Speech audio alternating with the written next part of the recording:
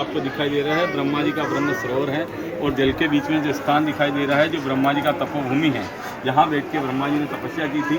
और सरोवर के चारों तरफ बने हुए राजा महाराजाओं के 52 घाट है और 1000 मंदिर हैं। अब ऐसा है, बाहर से जो भी यात्री आते हैं बोलते हैं पुष्कर चलो पुष्कर चलो, तो पुष्कर नाम का कोई मंदिर या मूर्ति नहीं है। पुष्कर नाम इसी जल सरोवर का है, और इसी जल सरोवर का नाम पुष्कर होने के कारण इस शहर का नाम पड़ा है पुष्कर। पुष्कर शब्द का अर्थ होता है पुष्प प्लस कर, पुष्प यानी फूल और कर मतलब होता है हाथ। ब्रह्मा जी के हाथ से पुष्प यहाँ गिरा और 7 पाताल छेदन करके जमीन में गया, और उसी पुष्प के साथ में 7 पाताल से पानी आया, जिससे ये चारों तरफ सरोवर बना। सरोवर बन जाने के पश्चात ब्रह्मा जी ने यहाँ बैठ के सतयुग के अंदर 60,000 वर्ष तपस्या की, सृष्टि की उत्पत्ति की। शुभ समय आया, यज्ञ का आयोजन रखा। यज्ञ में ब्रह्मा की पहली पत्नी सावित्री माता समय पर नहीं पहुँच पाई, उन्हें श्रृंगार में समय लगा, और सतयुग में शुभ मुहूर्त क्या है, कई हजार वर्ष तपस्या करने के पश्चात आता था।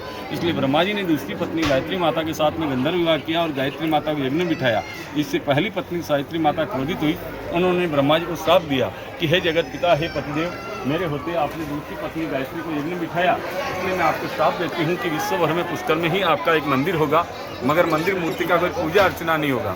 गृहस्थी आएगा जल पूजा देगा, और साधु सन्यासी आएगा वो मंदिर पूजा देगा। देखो आप, ये ब्रह्मा जी की पहली पत्नी सावित्री माता, ये दूसरी पत्नी गायत्री माता, ये जगत पिता ब्रह्मा जी, ये सरोवर के बीच का स्थान जहाँ बैठ के ब्रह्मा जी ने 5 दिवस का यज्ञ किया। इसी के उपलक्ष्य में मेला बसता है पुष्कर मेला, जो आप घर बैठे टीम में देखते हैं दीपावली 10 बजे बाद आएगा। ये जगत पिता ब्रह्मा गायत्री का मूर्ति जो मंदिर में दर्शन करने में, इसलिए पहली पत्नी के होते दूसरी पत्नी को यज्ञ में बिठाया, इसलिए स्थापित किया कि इस समय आपका एक ही मंदिर होगा, मूर्ति पूजा अर्चना नहीं होगा। गृहस्थी आएगा जल पूजा देगा, साधु सन्यासी मंदिर पूजा देगा। इसलिए गृहस्थी व्यक्ति आता है, 20 रुपये का प्लेट आता है साहब, घर का सुख शांति परिवार के लिए चढ़ाया जाता है। माताएं बहनें जोड़े से आती है, सावित्री माता का जोड़े का सुहाग पूजन होता है, और पितरों का तर्पण होता है।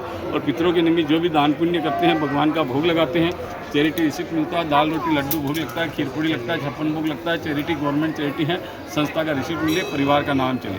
भाग्यशाली वो आज श्रावण सोमवार व्रत है, और पितरों का परिवार का करना अति पुण्य फलदायी है, क्योंकि ये चतुर्मासा चलता है। इस चतुर्मासा में कोई शुभ कार्य नहीं होता है, केवल पितरों का कार्य करने से ही अपने घर के 4 महीने शुभ कार्य निकलते हैं, और भोलेनाथ इस महीने को संभालते हैं और ब्रह्मा जी संभालते हैं। अपनी श्रद्धा होवे, 20-20 रुपये का प्लेट आएगा जोड़े का, 5 मिनट का समय लगेगा, ब्राह्मण बैठ के चढ़ाएंगे।